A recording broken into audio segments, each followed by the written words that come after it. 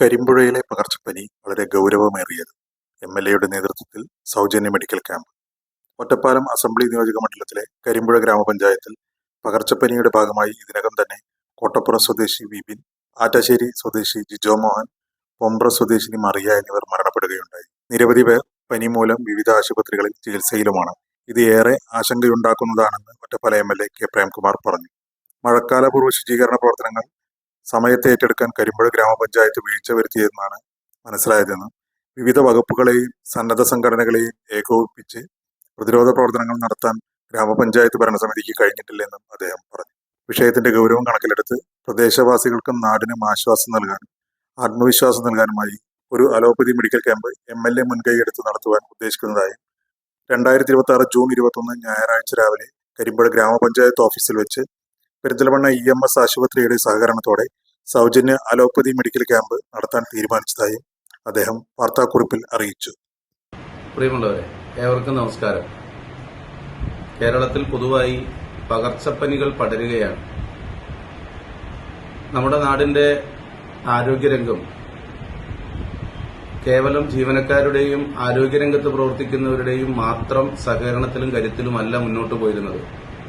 സന്നദ്ധ പ്രവർത്തകരെയും സാമൂഹ്യ പ്രവർത്തകരെയും ഒക്കെ നാടിന്റെ ആരോഗ്യ ശുചിത്വ രംഗങ്ങളിൽ ഇഴചേർത്തുകൊണ്ടാണ് തദ്ദേശഭരണ സ്ഥാപനങ്ങളുടെ എല്ലാം മുൻകൈയിൽ വ്യത്യസ്തമാർന്ന നിലയിലുള്ള പ്രതിരോധ പ്രവർത്തനങ്ങൾ നടന്നിരുന്നത്. കേരളത്തിലാകെ അതിന് ഒരു വീഴ്ച പറ്റിയെന്നാണ് നമുക്ക് മനസ്സിലാക്കാൻ കഴിയുന്നത്. ഒറ്റപ്പാലം മണ്ഡലത്തിലെ കരിമ്പുഴ ഗ്രാമപഞ്ചായത്തിൽ ഈ പകർച്ചപ്പനിയുടെ എല്ലാം ഭാഗമായി കഴിഞ്ഞ ഒരാഴ്ചയ്ക്കകം 3 പേരാണ് മരണപ്പെട്ടത്.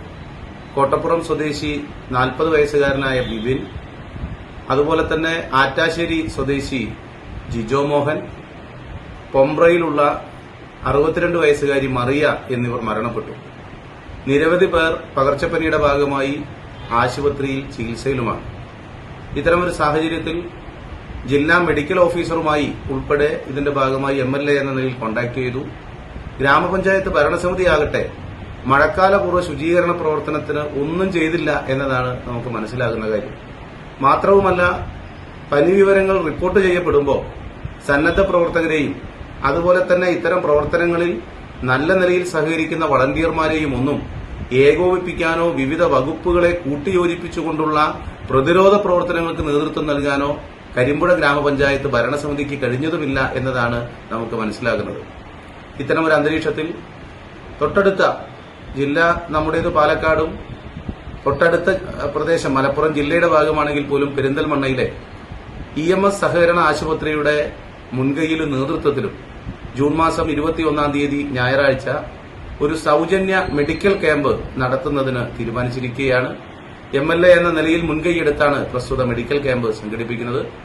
കരിമ്പുഴ ഗ്രാമപഞ്ചായത്ത് ഓഫീസിൽ അതിനു മുകളിലുള്ള ഹാളിലാണ് ക്യാമ്പ് നടത്തുന്നതിന് ഉദ്ദേശിക്കുന്നത്. നമ്മുടെ നാടിന്റെ പൊതുജനാരോഗ്യ സംവിധാനത്തെ വീണ്ടെടുക്കുന്നതിന് നിശ്ചയമായും ഈ ക്യാമ്പിന്റെ ഭാഗമായി കൂടി നടത്തുന്ന ഇടപെടലുകൾ അത് സഹായിക്കും എന്ന പ്രതീക്ഷ ഈ സന്ദർഭത്തിൽ പങ്കുവയ്ക്കുന്നു. ക്യാമ്പിന്റെ വിജയത്തിനു വേണ്ടി ഏവരുടെയും സഹകരണം അഭ്യർത്ഥിക്കുകയും ചെയ്യുന്നു.